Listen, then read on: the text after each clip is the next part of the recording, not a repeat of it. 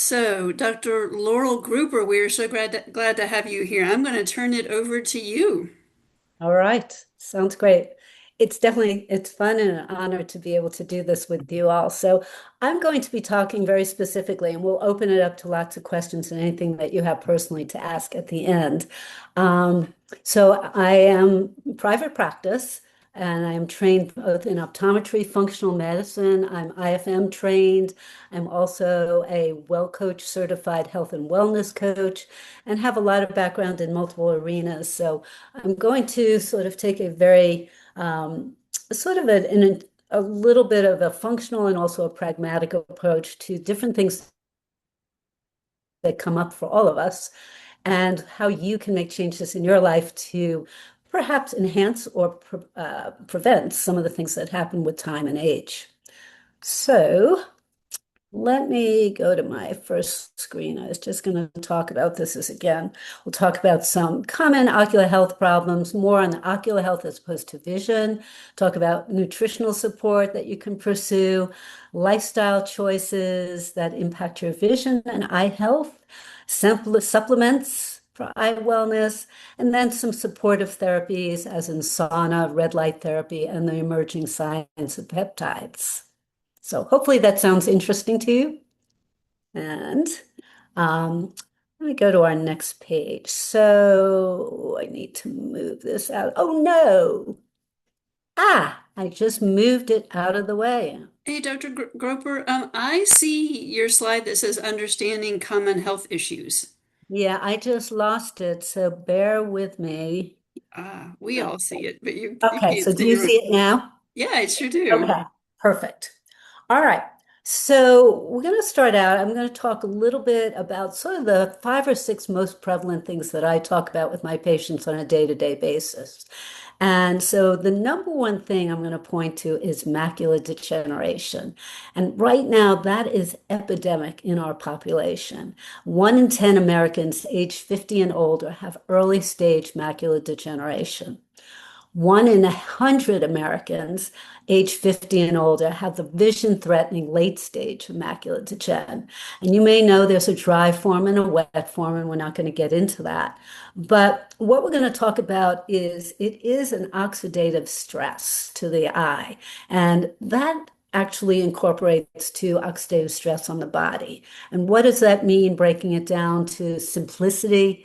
It means we're maintaining a balance between free radicals, which are bad guys, sort of the offspin of everything we eat and drink and exposed to. And then the antioxidants that help reduce those free radicals. And those antioxidants are things that are in our food and our water and our habits day to day, sleep, exercise, that combat those free radicals, right? So, very simply in macular degeneration, a proper diet in beneficial foods, really healthy, good, clean liquids, and minimizing exposure to toxins, we'll go into that in very specific order, are things that can help prevent or stabilize the progression of macular degeneration. The next thing that we hear a lot about and is diabetes. And diabetes is something that, again, a big term here, we're calling it a metabolic dysfunction. It just means imbalance, really. It's elevated blood sugar levels that cause a dysregulation or sort of a breakdown in the barrier and the tiny vessels in the back of the eye and also in the vessels in the body. They tend to become leaky, right? And we don't want things leaking in the body or into the back of the eye. That can cause directly loss of vision, and that's called diabetic retinopathy.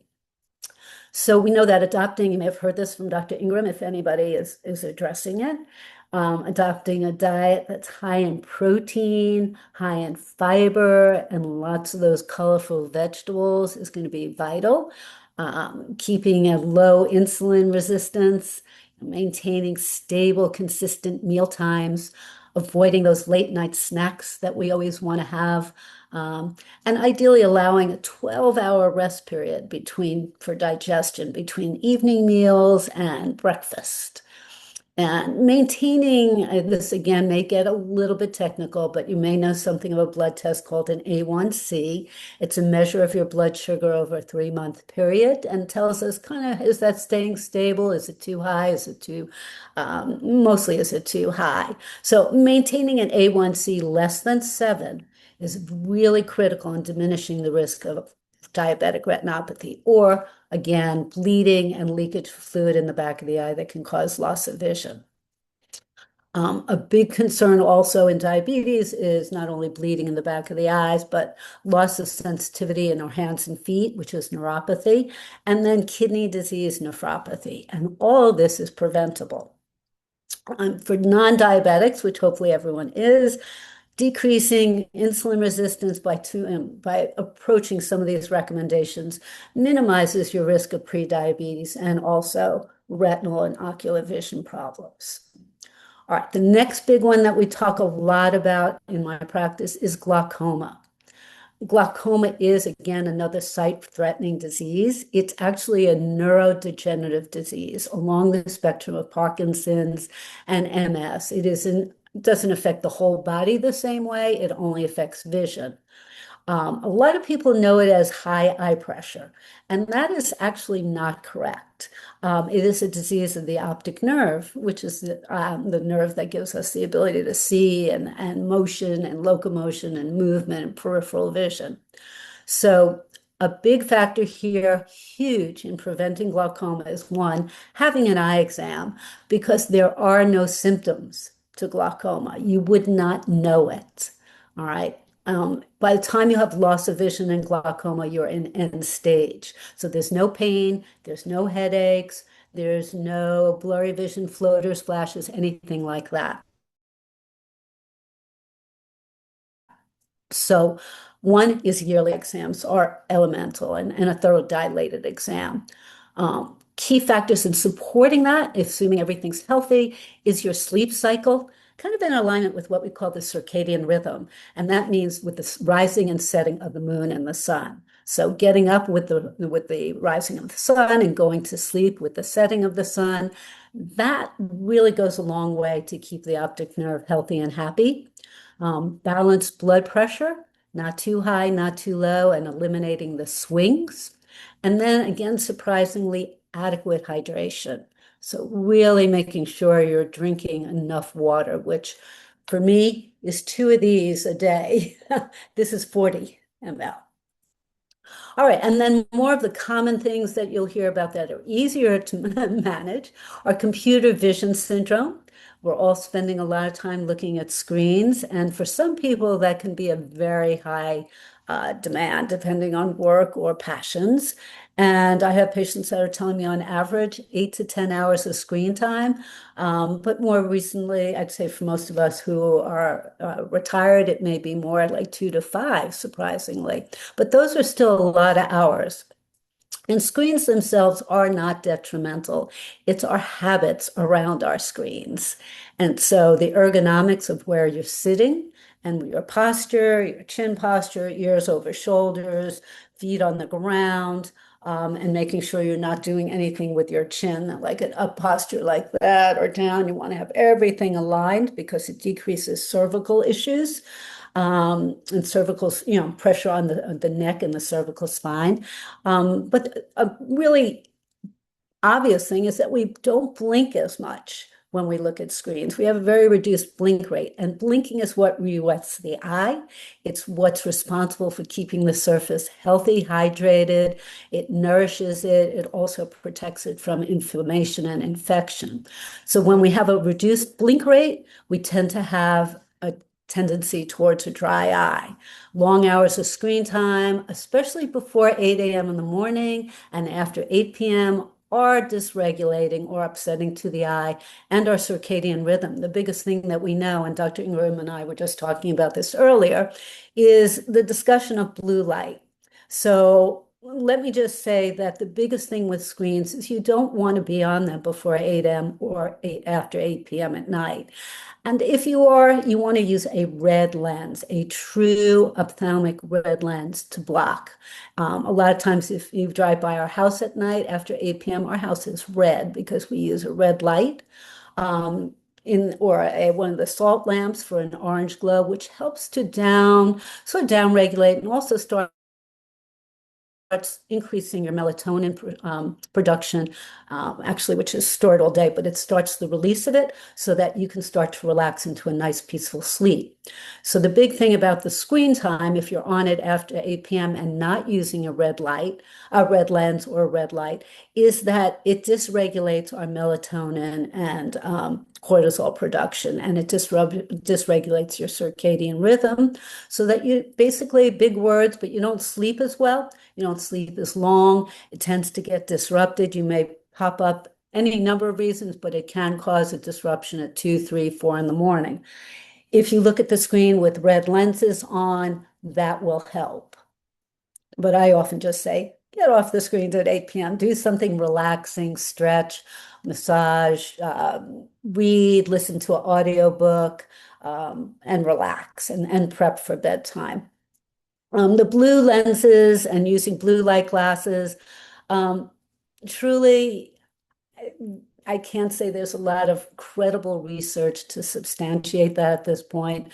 My recommendation during the day is if you are on screens, get outdoors. You know, natural full spectrum light is absolutely the best thing for us. So if you're on a screen for about 20 minutes, half hour, an hour, take a quick break, get outside, enjoy the beautiful spring that we have, or any of the weather. Even in the winter, just getting out for a moment is refreshing. So those are things. So taking a break, I'm going to talk about this again, but the 2020 rule is looking 20 feet or greater every 20 minutes for 20 seconds is a good way to modulate your screen time and help that issue of not blinking. And also, as I said, just getting you away from the screen. All right, the next big thing that comes up is dry eye. And 1 in 4 people now are dry eye. And we think of it as like, oh, maybe my eyes are a little dry. It's not a big deal. But our bodies are hugely dependent on water. We're roughly, 80% water. And our eyes are not meant to be dry, just like our mouth and our nose are not supposed to be dry. If your mouth is dry, you have an increased risk of gum disease. If your eyes are dry, you have an increased risk of inflammation and infection. So, well, I'm going to talk about this a little bit more, but dry eye is actually a complex entity. Um, it is a very delicate ecosystem of the tear film. There are important tear layers that need to be maintained to keep the surface protected. And so some of our lifestyle choices, our work demands, travel, especially crossing time zones, disrupted sleep, medications, hormonal imbalances, and inadequate hydration all can be contributory to dry eye. And dry eye can be stages. There are actually 5 stages of dry eye. One is below your radar. You probably wouldn't even notice it. Your eyes just feel tired. Advanced dry eye can be so symptomatic and painful that you can't even open your eyes. And they'll use something like Botox to actually treat that because you can't open your eyes. They're so painful. All right. And then the most common thing we hear about probably is cataracts. And cataracts are the gift we get for living.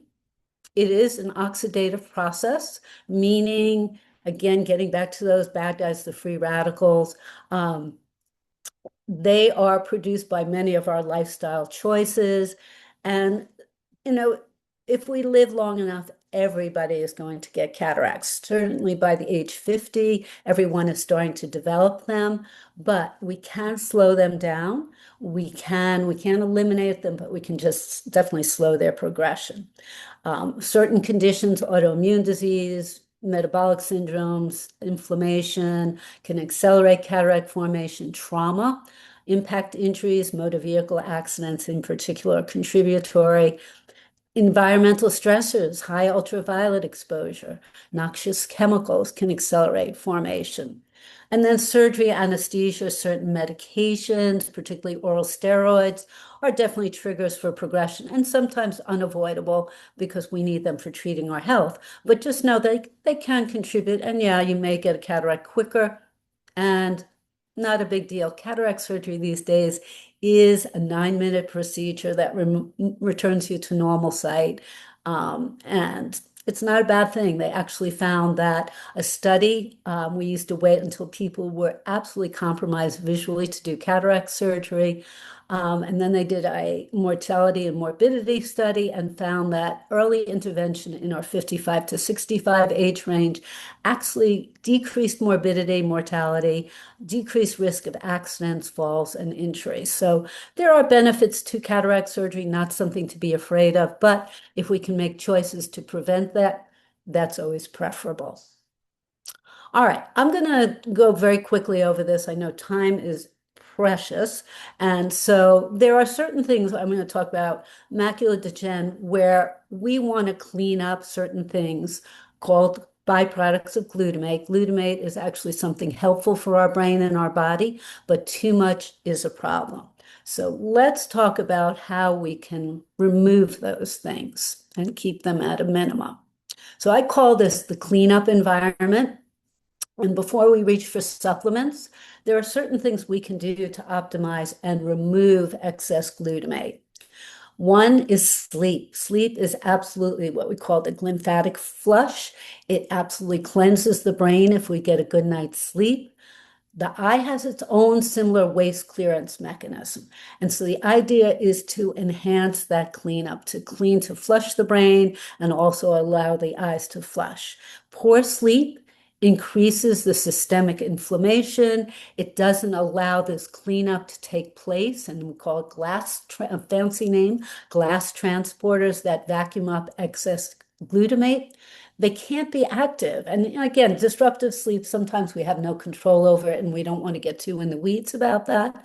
But if we have a choice to make it better, like I said earlier, then let's do that. Let's start to turn our lights down at 8 p.m., start to make our life more relaxed, more in sort of inciting, a more yeah, an environment that wants to make you go to sleep, warm bath. I sometimes do a sauna, listen to audio music or a podcast or an audio book. Those are good things to sort of bring our energy down. We talked about hydration and then electrolytes. So drinking enough, really important to drink enough water. Certain vacuum cleaners to remove these waste products require sodium and potassium. So you can, and also magnesium, you can supplement in your food. We know about avocados for potassium and magnesium in nuts, and I'll get into that a little bit more. But those are things that we can do. We can eat and drink water, tea, herbal teas, hopefully organic herbal teas to hydrate, and then our electrolytes.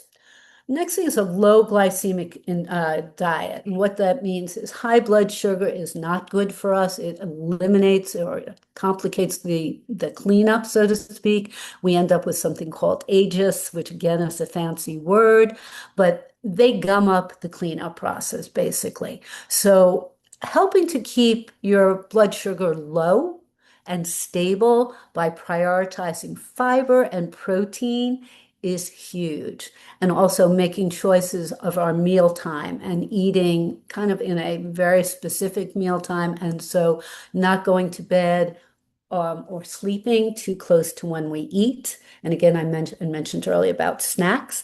And then the other thing is zone 2 exercise, super important. Steady state aerobic exercise increases a very important factor called the brain-derived neurotrophic factor.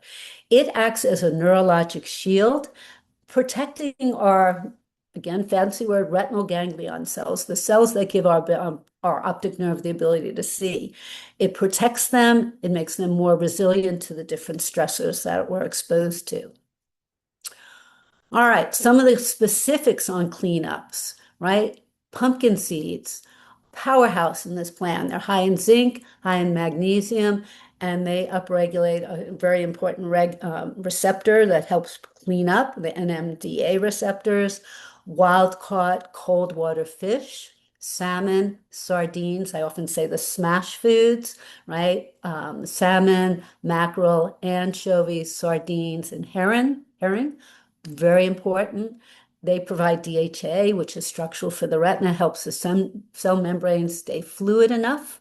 Cruciferous vegetables, broccoli, kale, Super important. Berries are blueberries, blackberries, and strawberries.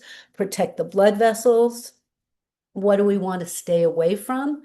Ultra processed savory snacks and foods, chips, crackers, processed foods, packaged ingredients, cold cuts, things like that that have hidden preservatives, MSG. You want to stay from away. And this is a little borderline from aged and fermented foods.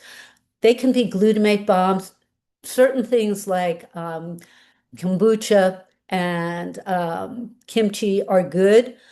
You want to do everything there in moderation. Aged cheeses, sometimes soy sauce, fish sauce, can be particularly high in that glutamate agent. So we want to make sure that we're keeping them in moderation.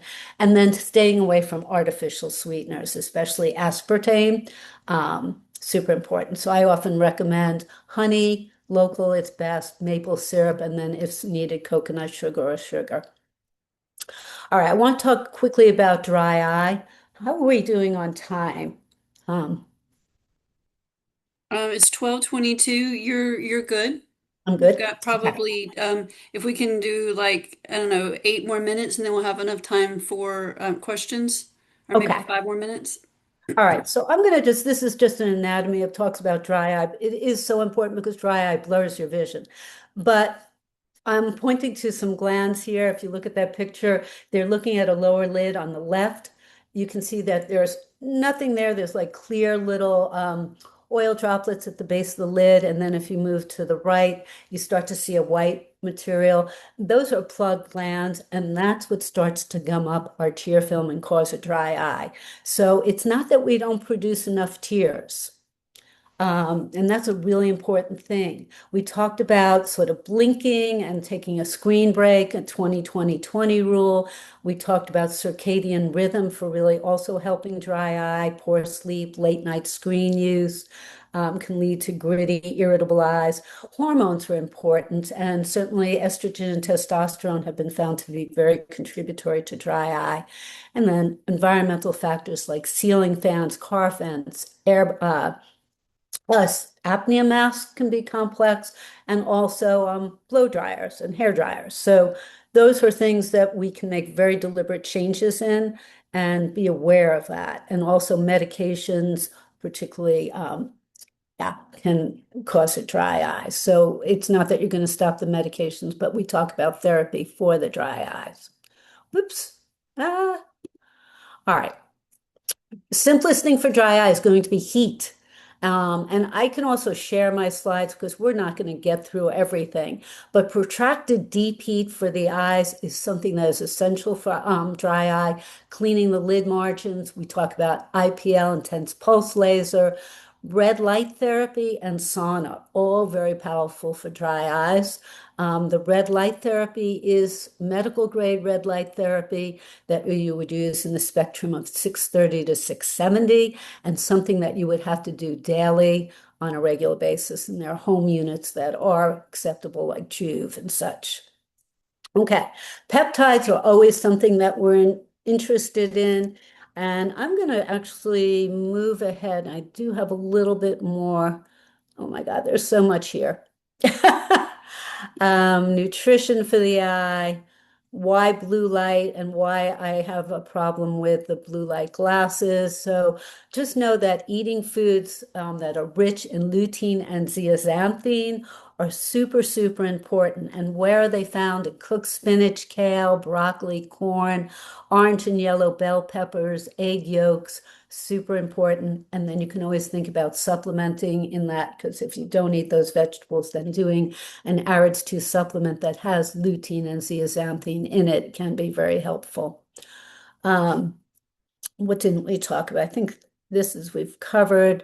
You will notice that magnesium, pumpkin seeds, dark chocolate, zinc, oysters, grass-fed beef, really important. And then your omega-3s.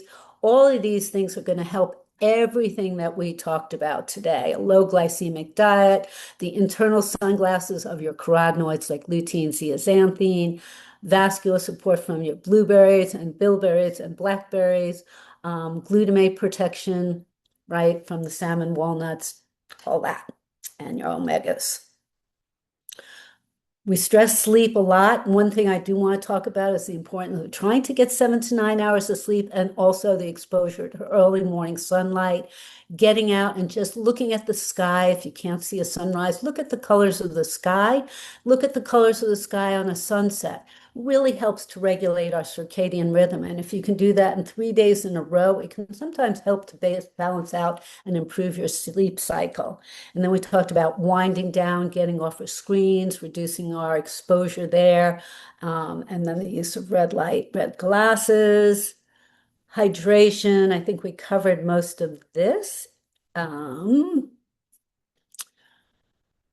Yep. Exercise, exercise, exercise. I can't stress that enough. Yoga, brisk walking, particularly for everything we've talked about, it actually has an impact on glaucoma. So I am a big fan of eat the rainbow, sleep well, hydrate well, get out and do some form of movement if it can be zone two exercise, and then connecting with friends, family, neighbors.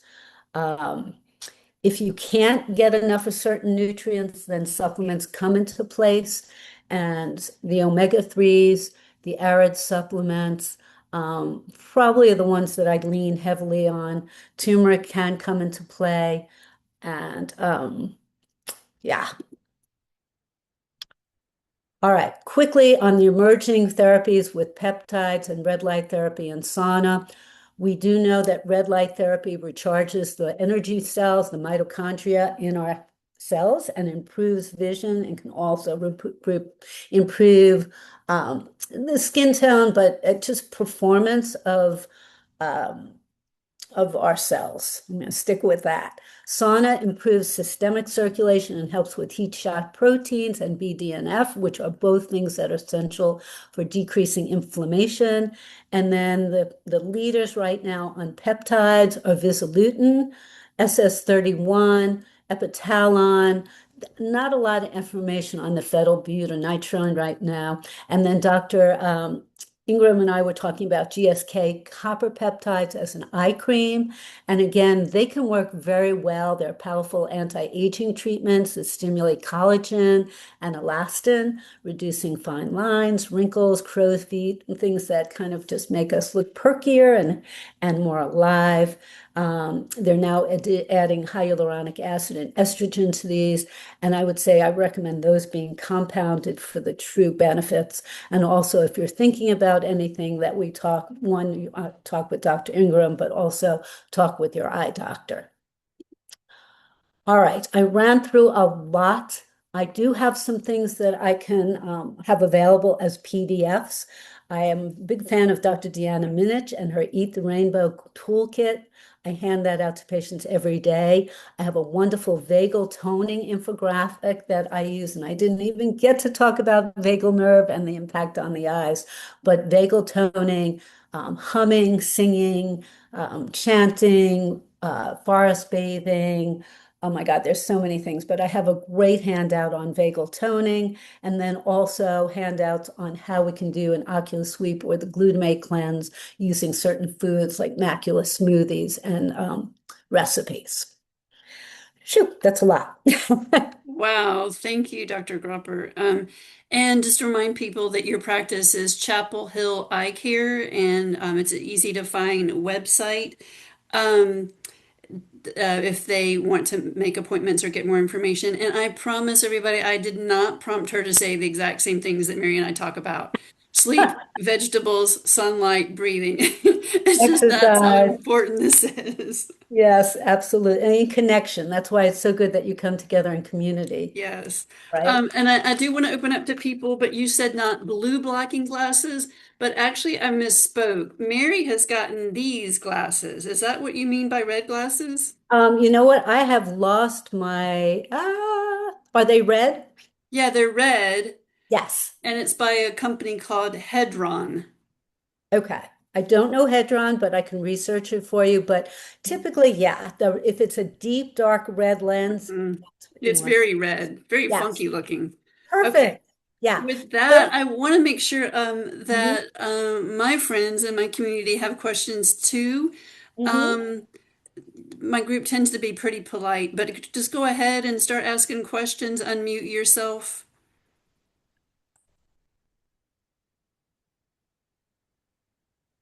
Oh, come on, you got one. Sometimes we have to find the unmute button. I have to admit I have that challenge. Bone Charge is a company that I use for red lens, by the way, but I'm sure you're good on that. Let me just see if I can get. And I'm also checking the chat here to see if anybody put anything. Nope, nothing in the chat. Okay, Hi, I'm everybody. unmuted. Gail, hey, Gail I'll found the ask. button. Gail Hi. and her cat are here. What's up, Gail? Yes, yes. So question about floaters as far as preventing or treating. Yes, super important. Floaters, once you have them, if your eye doctor has assured you your floaters are normal, then they're there for the duration, right? Our brain starts to, in a sense, turn them off and suppress it so you don't note them, but they're always there.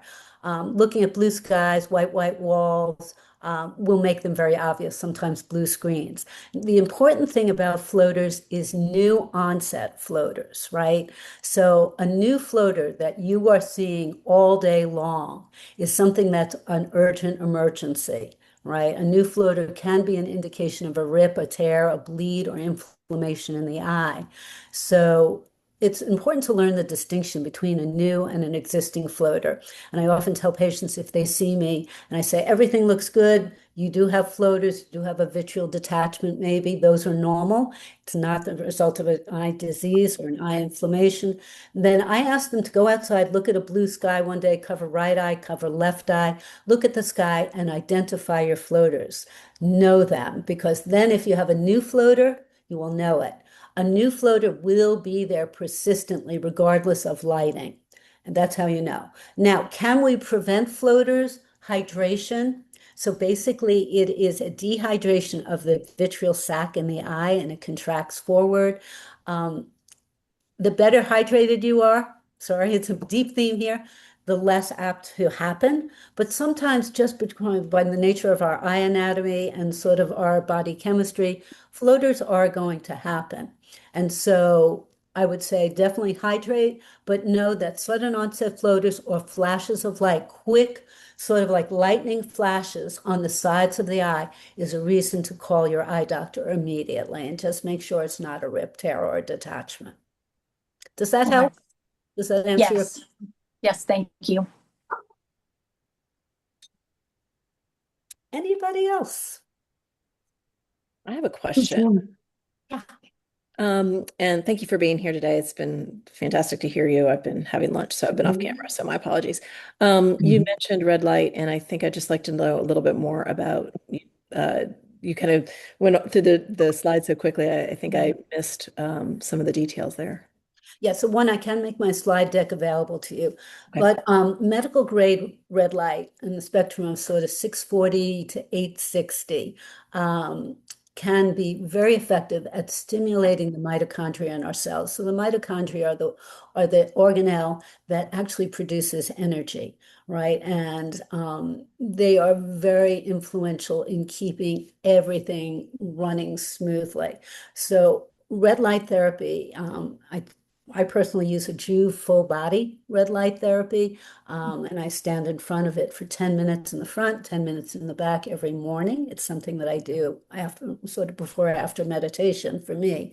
Um, and so it is acting a lot on the skin, but depending on if it is medical grade, there is deeper penetration and it can penetrate to the mitochondria in the deeper tissue and also in blood vessels, in the blood cells. So it's basically helping normalize performance is probably the best way. It's just a lot of things can go a little bit off the rails with our lives and our, and sort of the different things that we're exposed to. And so the best way I can talk about that is it's sort of putting on the guardrails and helping to normalize the performance of the mitochondria. So are you using eye shields or I am not. So Okay. there is some very cutting edge research that's coming out of Europe, and it's starting to be integrated here a little bit more. But they're finding that intervals of red light exposure for the eyes, short programmed intervals, actually can stabilize or prevent macular degeneration. So I When- know that they do encourage wearing protection, and I have to be careful on this because it depends on what red light and what you're using to, Well, yeah. so I use a very good one. And I guess it's always like that distance plus the amount of time. So 10 minutes ish Yeah. I from would 10 to do, 12. yeah, I would do your eyes closed Mhm. for the majority of that time. And then if you want to blink open a couple of times until we have concrete data that I can see coming. As I said, I'm waiting for some of the research to come out of Europe because they're actually looking at timing, duration, intervals, right? So just to be on the safe side, typically it's not an issue, but sometimes certain lengths, red glass blowers that have a lot of exposure to infrared and red light spectrum can develop an acceleration of a certain type of cataract. I don't know if retinal damage, but it's the type of thing that what I will do is blink open a couple of times, not for a long duration, but for maybe a moment on intervals to get that red light stimulation to the back of my eye. And last question, I promise. Is this Okay. is the research on wet or dry or both? It's on dry. Okay. Yeah. Yeah. Okay. Good question. We didn't even get into wet. So I could talk about that for a long period of time. But the basic thing, wet is you've got atypical blood vessel growth at that point, and we need to be a lot more aggressive. And yeah, red light's not going to help at that point. Right. Right. Thank you. Good questions. Janie has a question. Yes, I'd like to know what would the symptoms be of needing that surgery for cataracts? What are the Ah, symptoms? excellent question. So, number one thing, especially in our area, because we don't have a lot of street lights, is difficulty with night driving. You might notice a lot more glare, starbursting of headlights or street lights. You might find yourself blinded by oncoming lights, something like that. You might also find, contrary to that, that in dark, when you're driving down some of our dark back roads, that you can't see actual pavement changes or barriers as easily. So you can't tell, is that a driveway? Is that a barrier? So those are things you find night driving becomes more challenging and you don't feel as safe. I'm often asking patients, do you feel safe on the road or do you feel like you're at risk? If you're at risk, that can be an indication of cataracts. The other thing can be super bright light, like bright sunlight, can be overwhelming. You may find that it's too bright and that even sunglasses doesn't help enough. You may find that if you're talking to a friend and the sun is coming from behind them, sort of like backlighting them, that you can't even see them, that their face washes out completely and blacks out by the bright light. Another detail might be trouble seeing the really fine print. Even with your best correction or your best glasses on, you're struggling to see that fine print. Now you're picking up magnifiers or additional help to get you to be able to read that. So I often say to patients, it's compromised quality of life. If you find that you're no longer able to do the things that you like to do, night driving to go to be with friends and community, or daytime hobbies, sewing, knitting, you can't see the needles or the stitches, or if you find that reading is becoming more challenging or navigating around your home when it's dimly lit are all signs. So those are things that start to compromise your quality of life. Then you're ready for cataract surgery because it will give you back that freedom, which is amazing.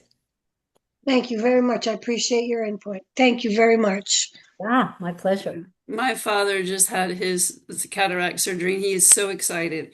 After the first one, he's like, with one eye open, "You look so clean out of this eye, and you're not so clean out of that eye." So, yeah, he's an advocate. I do have a question about aesthetics, eyelashes, the fake eyelashes or stick-on eyelashes. What are your thoughts on the safety of that? I'm more of an advocate of eyelid tattoo. It doesn't give you thicker lashes, and we can talk about what to do for the lashes. But the problem with the adhesives of these eyelashes is it will actually cause more lash loss. And some of the adhesives that they use actually cause inflammation of the lid lash margin. And those glands that we were talking about that need to be really healthy for tear production end up getting compromised. So they came out with magnetic lashes at one point. If you can manage those would be fine. But the threaded lashes, the extended lashes that they're doing, not good. I mean, they're just it's sort of like the nail enamels, right? They actually compromise the nail bed. Those lashes actually compromise the lid lash margin. So eyelid tattoo done by a very good person, an aesthetic trained cosmetologist, can give you a really defined eye. And then some of the products, that we have, Latisse. Oh my God, there's a bunch of new ones that are prescription for helping thicken and lengthen the lashes can work well. They also unfortunately can increase dry eye. So there's a balance to that. But you can certainly talk with your eye doctor about lash enhancement using those products. Great. Oh, and I will mention one other thing that I'm starting to learn about, and that is using lavender in a specific clean oil. So they're looking at using lavender oil in coconut oil across the lid lash margin. And again, I'm just beginning to look at this to stimulate lash growth. Interesting. Yeah. Great. Any final questions before we wrap up? I know we could probably go on and pick your brain forever. Just Alan, you one would. question. Yeah, I have one question. Mhm. I was told I'm going to need cataract surgery probably by my next eye exam. Mhm. Would it be advisable for a lens replacement? I've got astigmatism. Is that recommended? Yeah, when they take the cataract out, they automatically put a lens replacement in. So the question is whether you do a standard implant covered by Medicare or whether you do an upgraded implant, which does then, let's say, correct for astigmatism or give you what we call an extended depth of focus, meaning it could correct for the astigmatism and also give you some mid-range. Cataract surgery always takes away your ability to read. So you will definitely need reading glasses. They can offer you a multifocal implant, meaning it gives you distance, intermediate, and near. But to be honest, it is very soft focus. And unless you're going to have very simple vision demands, I do not recommend it. It tends to give you a little bit of aberration and glare. But when you go for your cataract consult, generally, the surgeon will talk to you about your options, which implants are open and available to you. And I usually have a discussion with my patients about what their priorities are. Do they mind wearing glasses afterwards? What type of things do they prefer to do without glasses on? And then cater the determination of the implant to be used based on what their desires are. And a good surgeon or a good surgical staff, usually the team, the admin team with the surgeon, will go through an extended discussion with you about that. And if not, do sit and spend time with your eye doctor talking about those options. Okay, great. Thank you. You're welcome.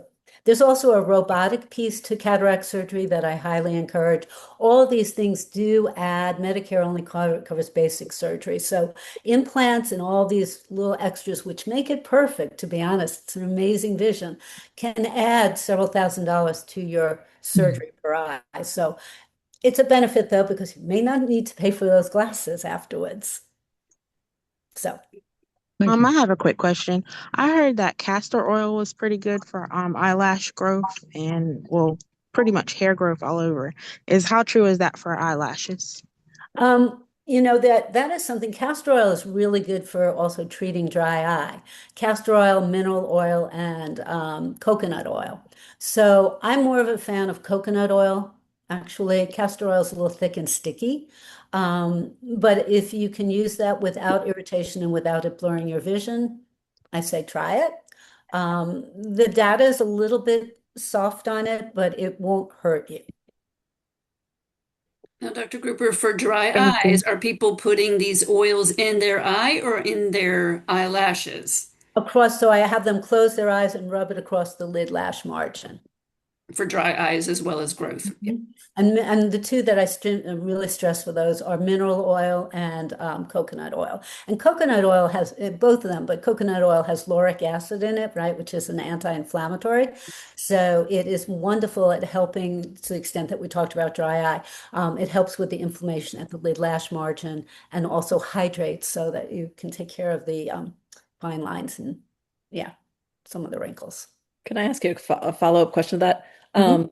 Some of the things that I come across in my environment cause what is it, orbital dermatitis. Mhm. Would those be helpful potentially to something like that? Coconut oil is particularly good. Okay, Yeah, thank you. coconut. Mineral oil is good, but again, mineral oil has to be used at bedtime. It just blurs your vision too much.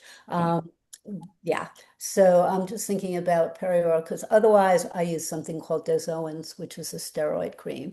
But I first approach is always with coconut oil. Okay, thank you. Really good questions. Hey, well, I thank you for being here and everyone for asking such wonderful questions. And just to remind everyone, we are not having open office hours next week. Mary is on vacation. But we will be back at the beginning of May.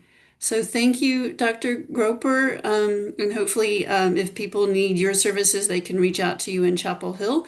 And everyone go out and look at the blue sunlight, enjoy the beautiful day, take care of your eyes, and sleep well tonight. Thank Bye. you. All right. Thank you. Take care.